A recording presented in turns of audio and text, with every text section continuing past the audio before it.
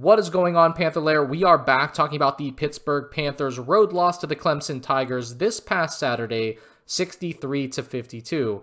I want to talk a little bit about the defensive job that Clemson did against Brandin Cummings, because he came into this game the leading scorer for Pitt, but in this one only played 12 minutes, was 1 for 3 from the floor, netting a total of 2 points as he missed the front end of a 1-and-1 as the only trip that he went to the free throw line. Just really wasn't his normal potent offensive self. I thought it was worth looking at, hey, did the Tigers do anything special here? I think the short answer is no, but I thought, I pulled the first three of the first 4 possessions in which he came into the game. Wanted to take a look at it, so let's dive in here. Now, it is worth noting that Cummings checked into the game, like 15:36, something around there, and immediately picked up a foul, and then he also picked up a foul like 4 minutes later. So he was in some early-ish foul trouble, and maybe that impacted him, but I don't know if that would have impacted his offensive game, but again, did want to note that. Here's the first possession with him with the ball in his hands, and, he immediately starts trying to go one-on-one at the half court line, at half court, and that's probably not ideal as a start of a possession. Is already, him dribbling quite a bit. Pitt gets into their normal offense. He's going to hook around here and set that rip screen for Minor to option, either diving towards the basket. We saw that be successful with Barry Dunning Jr. Or, and then Cummings is going to kind of carry on here to maybe receive the ball, or, they could split differently off of this. But Clemson does a good job playing this. You're going to see this screen's not set great to begin with. It could have gone a little bit deeper. But basically, 2 guys are going to prevent Minor's dive to the basket here, right? Here comes the low man's not off here, but this is going to get tagged. And then the way that Cummings' defender is positioned here and angled, largely because of the screen, is not going to allow for immediate entry.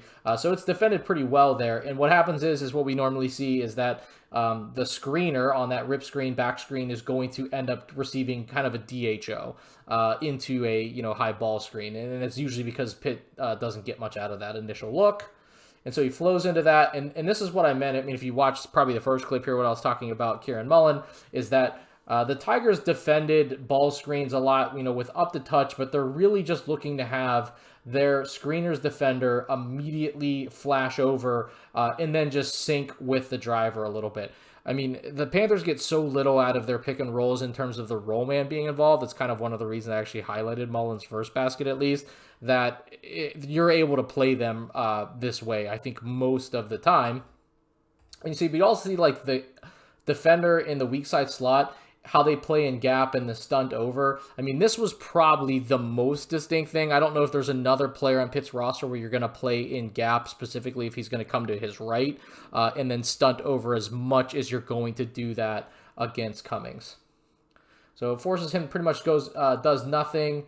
You'll see it then eventually, Minor's going to actually hit a 3 here coming out of a ball screen. But largely, I mean, if you look at that, I mean, they wanted to, the way this screener defender played this kind of maybe overplayed, and maybe because Cam Corrin here flips the angle at the last minute. But going against this allows for a little step back in 3 for Minor, who took, I think, 10 threes, made 4. So not terrible. I think that's the only shots he did take that were 3s. Sideline on a bounce. Clearly, this is designed zoom action coming out of it. Cummings is going to receive the ball. Screens mostly do nothing. His defender is trailing. It's interesting that he puts the ball down with his right hand here initially. I think there's a world that if he, cuts this a little bit closer, but puts this down with his left hand, that he's going to beat Corrin's defender here, and his defender is going to continuously trail. I think that's probably the case. Instead, the ball comes to his right, so he kind of crossed it back to his left, but then his first dribble, he's pulling back at this point. But if you see how kind of dead to rights Corrin's guy probably was, if Cummings has a ball in his left hand and trying to get downhill. Also with the left hand, could maybe wrap around here. I mean, there's some possibilities. But basically, this play ends up going nowhere because of it. Has to kick it in the corner to Moore. He's not going to do a ton with it. And then this just turns into a very typical possession here for Pitt, where, one guy's dribbling a lot and they end up getting a high ball screen towards the back third of the shot clock. Again, look how much this defender was in gap there for Cummings to go right. I mean, he was just absolutely sold out. Of note, no Interesitis 0 for 10 against the Tigers here in 2 games. So I don't think they're overly concerned about what he's going to do, so you could play off him a lot. And then Cummings just kind of dribbles himself out of control. Corrin ends up missing the layup. That's a pretty systemic Pitt possession.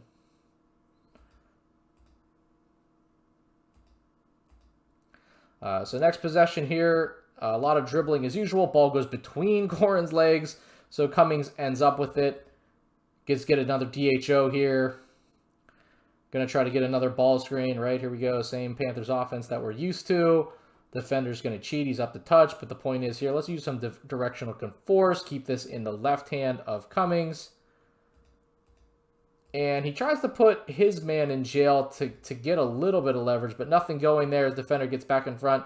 He kind of shovels this over here to Indrasitis, who again is 0 for 10 against the Tigers. He was 0 for 7 in this one. So I don't think that Clemson did anything super special here. I think this just really comes down to, Cummings, if he's not self-creating, sometimes doesn't fit well into the situations we've talked about where, if he's not self-creating and making shots at the end of the shot clock, he's just using a lot of these possessions. And so maybe they helped in gap a little bit more. Maybe they tried to weak him a little bit more, keep the ball in his left hand. But honestly, this is pretty standard stuff. So thought I'd find something here, but honestly, sometimes you do these film breakdowns and there's nothing that's, necessarily a revelation. But it seems like it was pretty easy for the Tigers to take Cummings out of the game in this one.